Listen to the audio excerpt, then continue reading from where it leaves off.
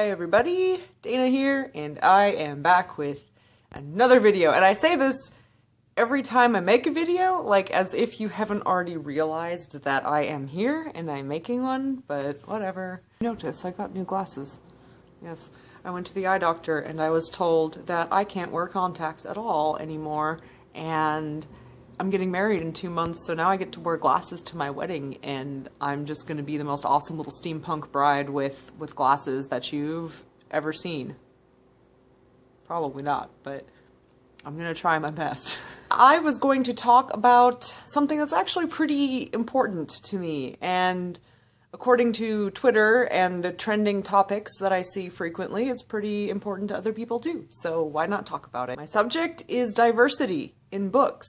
You know, it's 2015, and it's a damn shame that we still need to be fighting for diversity in books. So, as you probably have figured out, I really like science fiction, steampunk, like fantasy.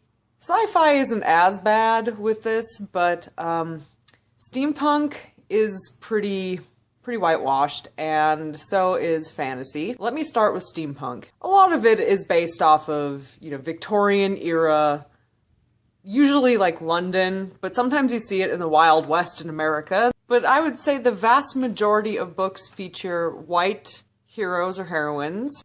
They don't really have any people of color as main characters. Sometimes you find them in supporting roles. Usually they play some kind of a guide character. Not that there's anything wrong with guide characters, but, you know, a person who is not white being there to guide the white person to victory is kind of an old trope that I feel like maybe people should start looking at more critically. I just finished reading Etiquette and Espionage by Gail Carriger, and I really like Gail's work. I think she's a talented writer, she's funny, she really nails the British slang. You don't hear anymore, but it adds that extra dimension to the book. This is a young adult book about a finishing school where young ladies go to basically learn all of the proper etiquette of being a lady of high society, and yet they also know how to kill people and steal and spy. The main character, Sophronia, is an explorer. She's that kind of outgoing character who, you know, maybe doesn't really fit in with the ladylike crowd, that kind of thing, and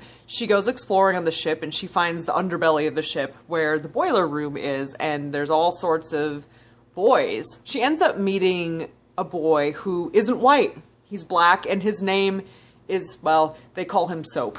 Soap and Sophronia sort of have, it's not an overt relationship or anything like that. You can tell that Gail is setting it up to be a romantic interest. And this is something that, sadly, I hadn't seen in a lot of the steampunk that I'd read. You know, you don't see black characters.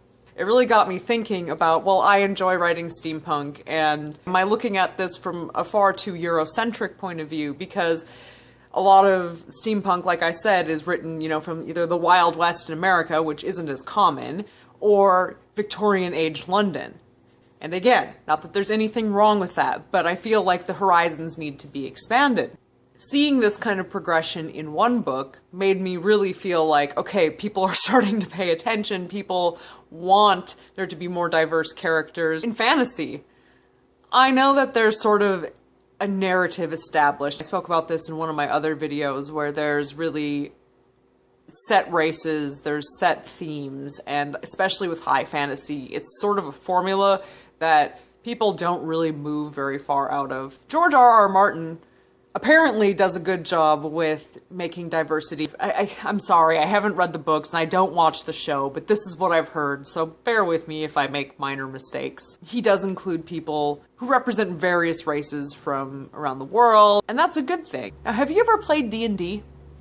I have. I used to play it in college, and I played before the newest edition was released, and apparently there was a big stink when the new edition was released because it featured a lot of characters who weren't white. Pretty much the vast majority of people complaining, I'd say probably 99.9% of them were white, and they were complaining that, well, this is based off of medieval times, and apparently in medieval times only white people existed, and we really just shouldn't have representation of other races and other cultures. It's very offensive otherwise. And the same thing has happened with the newest Star Wars teaser trailer. The same thing has happened when, You know, people were speculating that James Bond might not be white this time around. It is a huge thing that I am so goddamn tired of. It's old, it's outmoded, it's racist, it's just not, it doesn't have any place in today's society. So anyways, back to my point.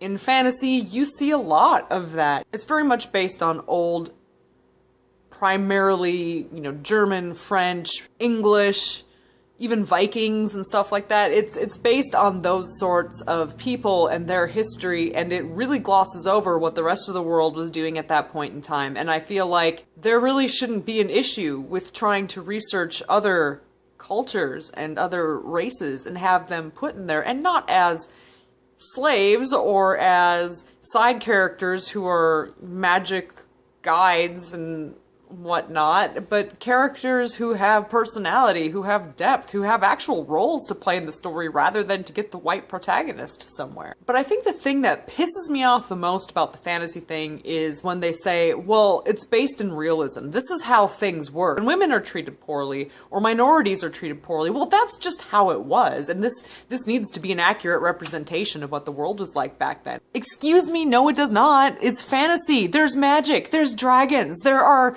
races of people and monsters and things that don't friggin' exist. So you explain to me why that is a good reason to keep certain racist and or sexist ideas alive.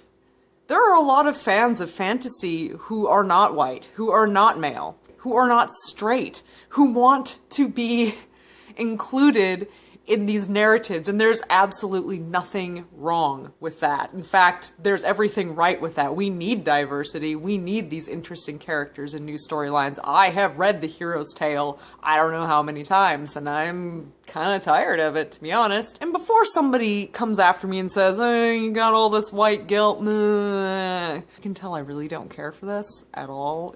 I think it's a conversation that shouldn't even have to happen. I mean, this should just be common sense, but there are apparently people that don't understand it, so.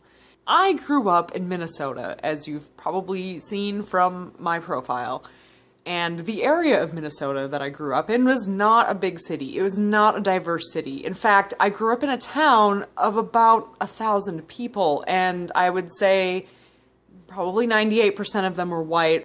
I was probably about as biased as you could get. And it showed when I was writing. It showed that I didn't really think about anything other than my personal experiences. Well, that's natural.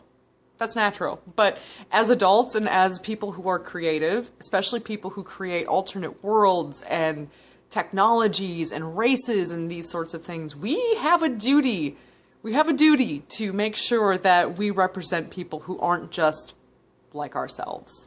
Now, I can kind of anticipate some people telling me, well, but Dana, there are people who aren't white that are writing stories, and you know, maybe they're biased against white people, and that's a whole other conversation. But if I were to sum it up, I would just say, yeah, well, you count the number of books on your bookshelf, like I have back here, that feature white protagonists, and you tell me if there's an imbalance, and I think that even if you don't want to admit it, there's an imbalance. So what can you do to help?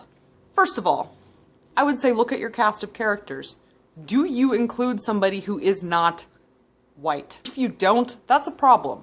Now, don't just write in some two-dimensional character for the sake of having somebody who's not white.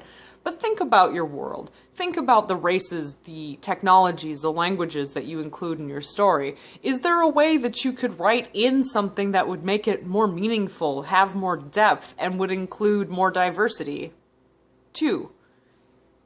Why don't you try writing even a short story about somebody who is not like yourself? If you're a man, try writing a woman. If you're a woman who's never written about a man, try writing about a man. If you're a white person who has never written about anything other than, you know, a European or American, try writing about somebody who's not like you.